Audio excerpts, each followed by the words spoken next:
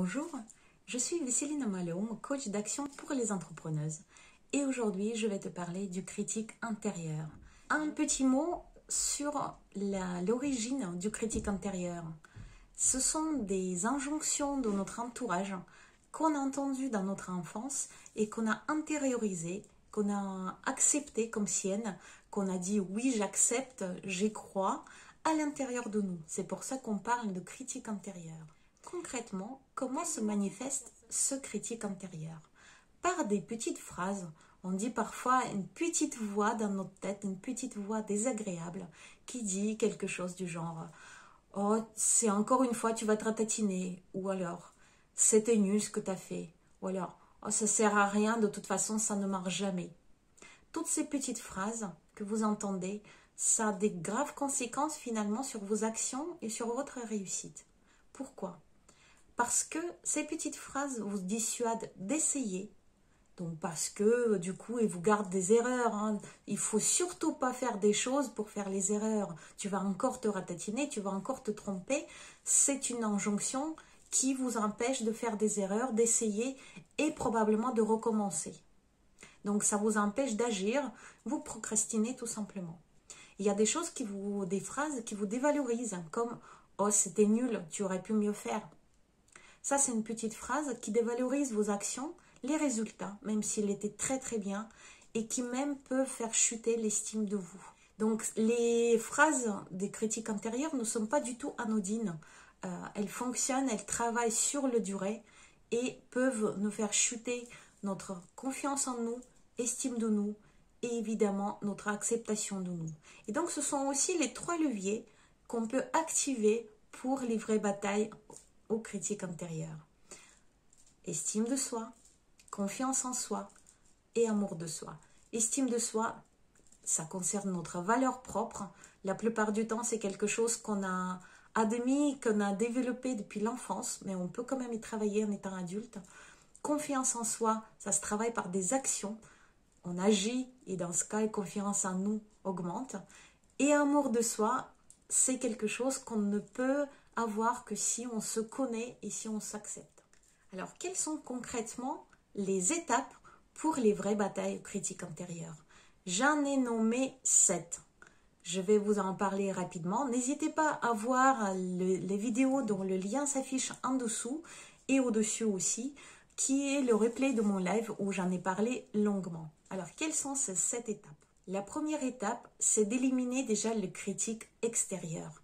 Nettoyer son entourage. Si dans votre entourage, vous avez des personnes qui vous critiquent, qui ne vous soutiennent pas, qui disent ces petites phrases à haute voix, vous pouvez tout faire pour éliminer votre critique intérieure, vous n'allez pas y réussir.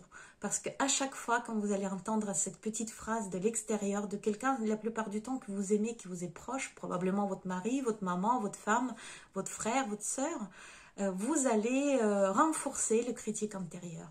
Donc première chose, nettoyez votre entourage. La deuxième chose, c'est d'identifier concrètement toutes ces critiques, toutes ces croyances limitantes.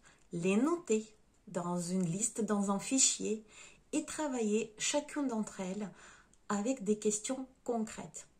Est-ce que c'est vrai? Qui l'a dit? Pourquoi elle l'a dit? Dans quelle situation? Comment elle est apparue cette croyance à propos de moi? Comment est apparue cette critique à propos de moi? Est-ce que cette personne, elle dit toujours vrai? Est-ce qu'il y a probablement des événements qui peuvent prouver le contraire? Quels sont ces événements? Tout ça, ça vaut le coup vraiment de regarder très en détail chacune de ces critiques et trouver, si c'est possible, évidemment, les preuves du contraire. Si vous trouvez les preuves du contraire, comme quoi les critiques n'ont pas lieu d'être, elle va disparaître très très très rapidement. Ça permet aussi, et c'est intéressant de le faire, de trouver des réponses langage, au niveau du langage, à ces phrases du critique intérieur. Par exemple, si vous vous dites parfois, votre critique intérieure vous répète à chaque fois ça rate, ou tu rates tes postes, ou tu rates ta cuisine, ou tu rates quelque chose, vous pouvez lui répondre, ça rate pour le moment parce que ça ne fait pas longtemps, parce que bientôt je vais finir ma formation et ça va aller beaucoup mieux. Donc vous avez la possibilité de lui répondre et faites-le, c'est très important. Ça va renforcer votre estime de vous et ça va aussi mettre à bas votre critique intérieure. Troisième étape très importante, c'est de noter toutes vos victoires, toutes les choses que vous avez réussies dans votre vie, que ce soit dans votre vie pro, perso, associative, sportive, n'importe, toutes les choses, mais aussi en détail. C'est pour cette raison que c'est extrêmement intéressant d'avoir un bloc-notes, un carnet, un journal où vous pouvez noter vos victoires. Ça peut être un journal des victoires, par exemple, ou quelque chose comme ça. En mes victoires, ça peut être un joli carnet où vous allez noter concrètement toutes les choses que vous avez réussies. Important, c'est ne pas seulement noter la date et qu'est-ce que vous avez fait, mais aussi quelles étaient les compétences que vous avez mis en place pour réussir, quelle était la stratégie que vous avez employée, et aussi comment vous vous êtes senti à l'intérieur de vous quand cette chose merveilleuse, votre réussite, est arrivée. C'est important de comprendre à quel point vous vous sentiez bien pour pouvoir vous motiver et livrer cette bataille contre les critiques intérieures.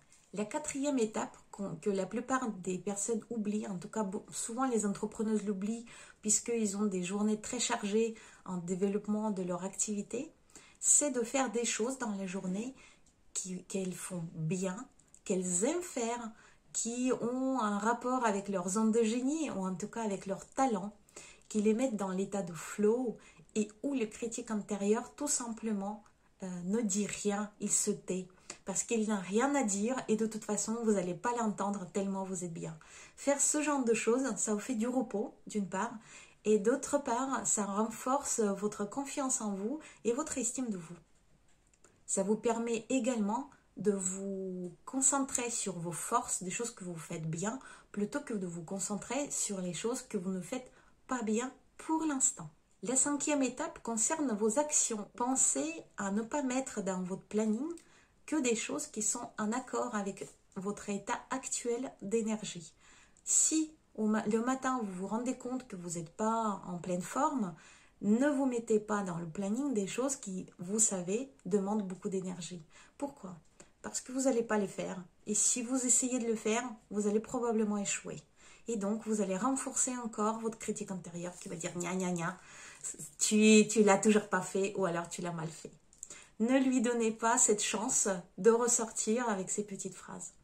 Deuxième chose importante par rapport aux actions, et ça va être notre sixième étape, c'est pour chaque action que vous comptez faire dans la journée ou que vous mettez dans votre planning, définir sur l'échelle de 1 à 10 la chance de réussite. Vous-même, réalistement, de façon réaliste, est-ce que vous pensez que cette action que vous comptez faire est tout à fait réaliste, que la réussite est vraiment réaliste, ça veut dire 7, 8, 9 ou 10, au minimum 7, ou alors vous pouvez parfois vous dire non, c'est 5, c'est-à-dire c'est une chance sur 2 que la réussite est possible.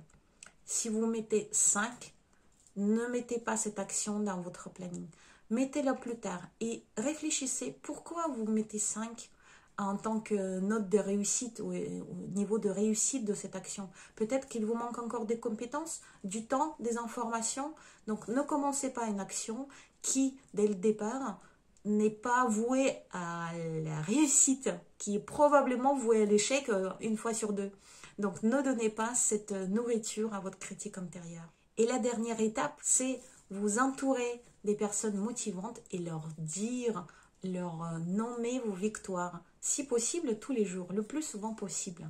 Dire ce que vous avez bien fait, décrire concrètement ce que vous avez ressenti, décrire concrètement quelles sont les stratégies que vous avez apportées pour réussir. Ça va renforcer votre estime de vous, votre confiance en vous. Vous allez avoir plein de compléments, vous allez vous injecter plein d'hormones positives pour améliorer les chimies de votre corps, avoir plus d'énergie, avoir plus de motivation et clairement gagner contre les critiques intérieures. Parlez-en de vos réussites, n'essayez pas de les cacher, ne soyez pas trop timide. C'est important aussi de savoir dire quand on réussit et de préférence aux autres personnes. Voilà les 7 étapes pour les vraies batailles contre les critiques intérieures. J'espère qu'elles vous aideront. C'était Vesselina Malum, je suis coach d'action pour les entrepreneuses. J'organise des formations, des ateliers pour les entrepreneuses, y compris dans le réseau Femmes des Territoires. Vous me trouvez sur Instagram, sur Facebook, sur YouTube, sur LinkedIn, un peu partout. N'hésitez pas à vous abonner à ma chaîne YouTube et cliquez sur la petite cloche pour activer les notifications. Je vous souhaite bon courage dans la bataille contre les critiques intérieures. À très bientôt.